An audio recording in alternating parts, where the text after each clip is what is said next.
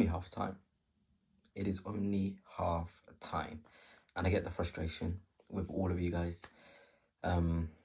We all expected more, but I've had the chance to calm down. I'm sure by the time you see this video, you've had the chance to calm down, because this football game isn't over. This tie is not over by any stretch of the imagination. You would think we lost 3, 4, 5-0 after the outrage after this game, but we're only 1-0 down. And if there's anyone I can trust to put out a performance, it's this group of players. I feel like they've earned it, and I want to start here with Thierry Henry himself.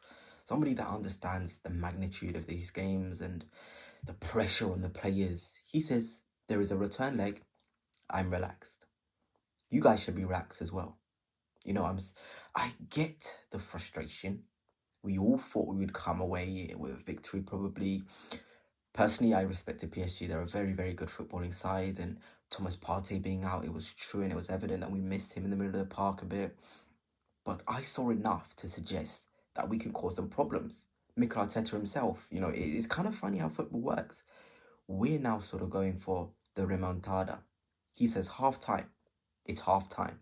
It's the same message against Real Madrid after we beat them 3-0. We need to go to Paris and win the game. Today the margins were very small. He's absolutely right. The remontada is on. And I smile because I know Real Madrid fans did the same thing. But what do you have if you don't have faith and belief? You have nothing. You simply have nothing. And I thought, the goal from Dembele, a smart finish, a scuff shot, however you see it, it was a moment that PSG took. We had moments today, and we didn't really take them. And it leads me on to my next point. I thought Odegaard was absolutely superb in the game. I think in his moments, he won him. 1v1 against Desiree Doué, he won those moments. Timber on the other side, I think, is the first winger I have ever seen give Julian Timber such issues in 1v1 situations. I have never seen a winger ever trouble Timber like that. And we just have to give credit. We've just got to give credit where credit's due to Kvaratskhelia, because he's so dangerous, so dynamic. The way he plays, it's phenomenal, really was. Timber could not live with him. That's the truth. That's the truth. But Lewis Skelly won his. I thought Declan Rice won his in the middle of the park, although in the build-up, I think we did miss Thomas Partey. I thought Marino was really good. Saka as well. In the moments he had the ball, he was dominant.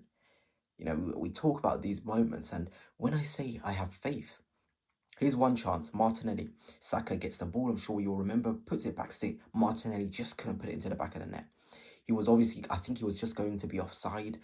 But there, we created an opportunity out of nothing. We have the individuals, we have the players who are able to make anything out of nothing. And today we just couldn't get the supply right in the build-up. And that's why I think Thomas Partey coming in will change a lot, because he'll play those out balls to Saka quickly to the other players in the forward line. He's not afraid to do that. But this is just one moment. Moment number 2, Martinelli.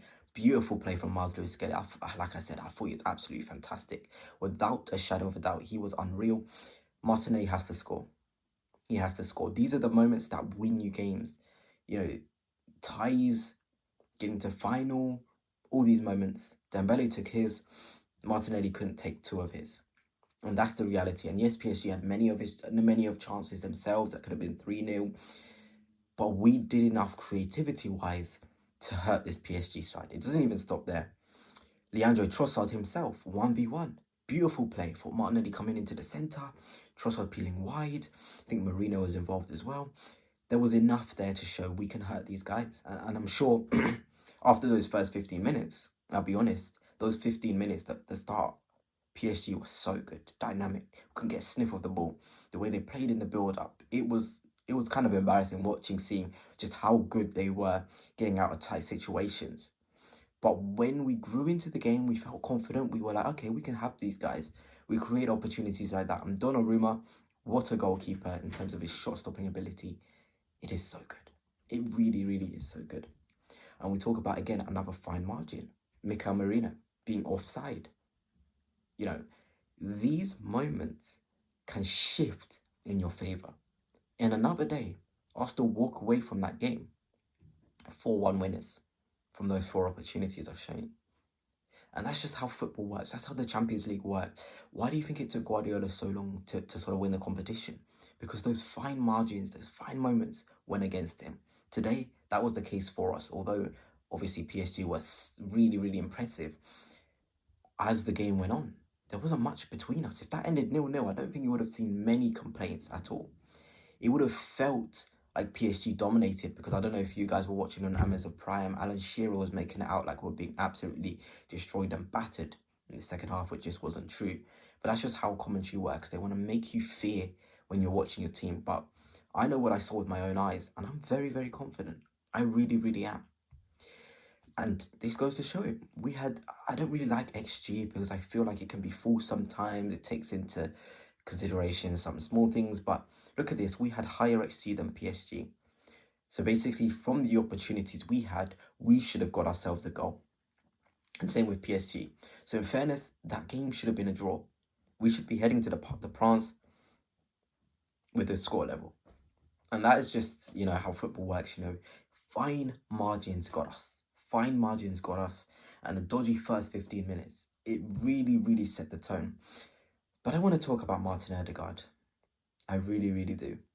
Because my word, I've never seen a player get so attacked after a game. So attacked. He's our club captain. We expect so much more from him. I thought he was poor.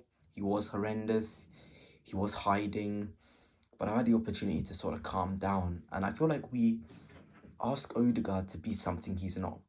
He's not going to be able to create chances in the final third. He's not going to win duels because he isn't the biggest. He's not physical enough. He doesn't dominate his zone. Pressing, that's the minimum we can ask from Martin Odegaard at the minute. And even then, out of possession, he's dropped off a cliff. His anticipation of when to press, how to press, is completely gone. And it's really disappointing because you now think if Odegaard doesn't give us that, what does he give us? The conditions around him. We know Martin Odegaard plays best with Thomas Partey in the side, with Ben White at right back, with Saka on the right. All these things need to be in place for Martin Odegaard. But if you're truly a great player, you don't need so many conditions to perform to your optimum level. And that's just the reality. And I'm sure you guys have your opinion on Martin Odegaard.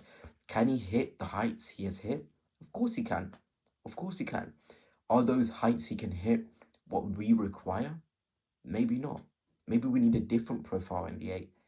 But it was an eye-opener that Martin Odegaard cannot be the focus of our attacking play because he's simply not a final zone creator. And that's okay. So I feel like when we're criticizing him because he can't do the things that we now need a number 10 to do. And that is the truth of it all. But anyway, let's look ahead to the Parc des Princes. This is how I would roll up. Marino, Rice, Partey. I put Odegaard or Waneri because I was quite impressed with Waneri when it came on. He added some dynamism, but it will obviously be Odegaard. And I just hope we can just click. We just need to click. Saka on the right, Timber, Saliba, Kiwior or Partey come straight away for me. Lewis Skelly, Rice in the 8. I feel like his ball carrying will be so key in this game. Same with Lewis Skelly and Martinelli.